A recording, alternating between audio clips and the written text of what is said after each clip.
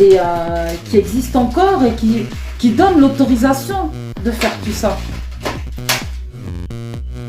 Ce n'est pas dans un cas bien précis. Ça fait pas tout ce que fait Dada. Je vais l'appeler Dada pour pas dire le mot. Tu vois ce que je veux dire? Le drapeau noir. Ouais. Oui. Tout ce qu'ils font, ça fait partie du droit islamique. Et ça en fait partie. Ces textes existent. C'est pas si tu dis que les gars quand ils font ça ils salissent l'islam, c'est pas eux qui salissent l'islam, c'est l'islam qui est sale. Oui, l'islam est appelé à la tolérance, au pardon, etc. Il faut lire le livre, il faut lire les textes. Et moi je suis d'accord avec toi, la tolérance, elle est peut-être là, mais depuis que je lis le Coran, je ne l'ai pas beaucoup vu. Il y a une certaine tolérance sur certains versets, mais concernant des esclaves, concernant, tu vois, mais la tolérance vis-à-vis des mécréants, des gens qui ont quitté la foi islamique, il n'y en a pas du tout. Il n'y en a pas du tout. Pour les Dans les textes, il n'y en a pas. Il y en pour les a pas. apostases.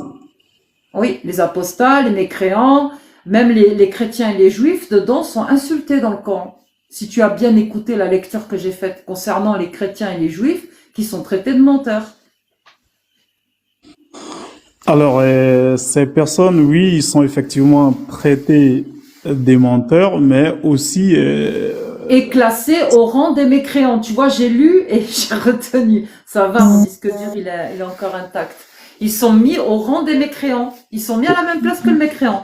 Les chrétiens et les juifs sont mis au même rang des mécréants. C'est marqué dans le livre. Au niveau des esclaves, par exemple, lorsque le Coran met tout être humain sur le même pied d'égalité, est-ce que cela n'est pas une forme d'affranchissement ou des mises en honneur des esclaves?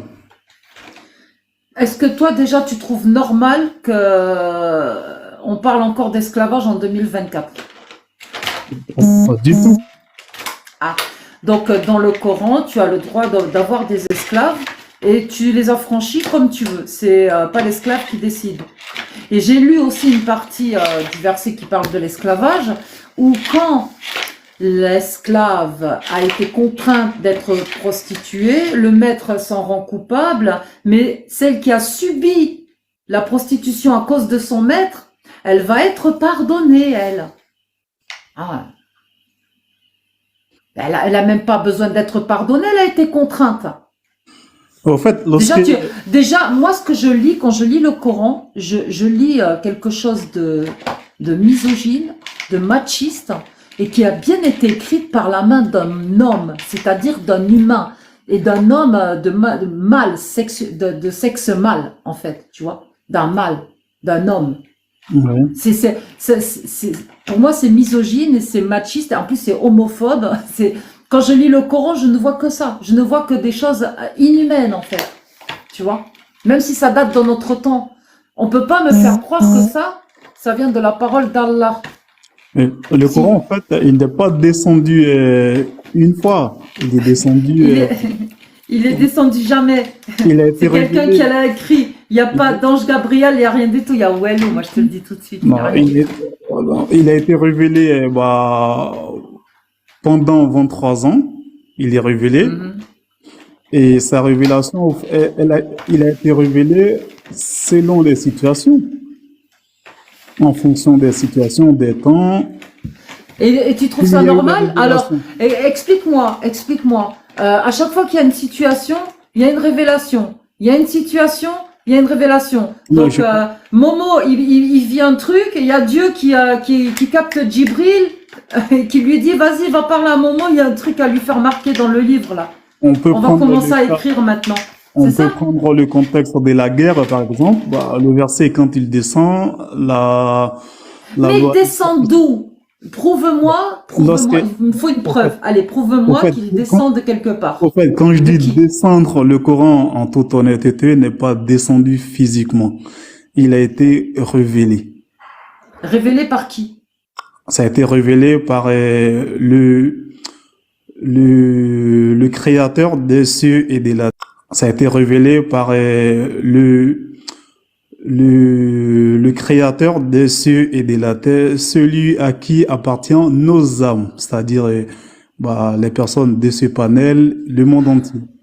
D'accord. Donc il a été révélé par Dieu. Le créateur, Il a été révélé par le Créateur. Qu'il a révélé à qui? Qu'il a révélé à qui? Qui a passé le message à son messager, son envoyé, qui est l'ange Gabriel, qui est Djibril, alayhi salam. Djibril, à son tour, qu'il a révélé au prophète Mohammed, sallallahu alayhi wa sallam, qui est le dernier messager. Et cette révélation n'a pas été une journée, n'a pas été la mission d'une journée, a été plutôt une mission des 23 ou 24 ans. Pendant 24 ans ou 23 ans, le Coran a été révélé au fur et à mesure. Au fur et à mesure, pendant 23-24 ans, par l'ange Djibril à Mohamed, c'est ça? Exactement. Ok. Et ce que tu dis, et quand je dis descendre, oui. Est-ce que tu le crois? Ah, bien sûr. D'accord. En 2024, tu crois à ce que tu es en train de me raconter? Bah, bien sûr. Alors pourquoi depuis le 7e siècle jusqu'en 2024, Djibril ne s'est pas manifesté? Il s'est pas manifesté, c'est-à-dire du moment où le dernier messager a été annoncé, et ça a été au même moment annoncé qu'il est le dernier messager, il n'y a pas lieu ou il n'y a pas besoin qu'il se remanifeste, parce qu'il s'est déjà manifesté au dernier messager. D'accord. Donc en fait, depuis 1400 ans, il y a que la parole d'Allah et son prophète qui sont valables jusqu'en 2024. Bah, pas jusqu'en 2024, jusqu'à la fin du monde. Donc en tout lieu et en tout temps. Exactement. Donc toutes les sourates que j'ai expliquées tout à l'heure, j'ai cité 25 sourates de plusieurs versets. Ce que j'ai parlé depuis le début du live, c'est encore valable en 2024, jusqu'à après 2024. Alors, en toute honnêteté, j'ai pas... Ah non, pas du tout, pas du tout. Je rallume la lumière, sinon c'est pas drôle. Alors, en toute honnêteté, j'ai pas écouté, j'ai pas suivi le live dès le début. Alors, je vais pas tout relire, mais je vais te dire de quoi j'ai parlé. Au fait, en tant que musulman, j'assume le contenu entier du Coran. Et je dis qu'il est valable jusqu'au dernier jour. Alors, je vais te faire un résumé de ce que j'ai lu, d'accord? Okay. Et je l'ai confirmé en lisant chaque verset. Ok. Ok. Donc, dans le Coran, il est permis au meurtre, sourate 5, verset 33, l'esclavage, sourate 24, verset 33, il est permis aussi à la haine, sourate 9, verset 123, au sectarisme, sourate 9, verset 23, à la misogynie, sourate 4, verset 34, on peut aller au fur et à mesure. Ah non, je l'ai déjà fait au début du live et l'exercice il est un peu hard, mais je sais ce que j'ai lu. Si tu veux, à la péophilie, et c'est la sourate 65, verset 4. Ce que je dis par là, c'est d'aller sourate par sourate, verset par verset. Oui, mais sourate par sourate, verset par verset, je l'ai déjà fait en début de live et je vais pas recommencer. Oui, je vais pas recommencer. Qu'on essaie justement de le boucler et d'avancer.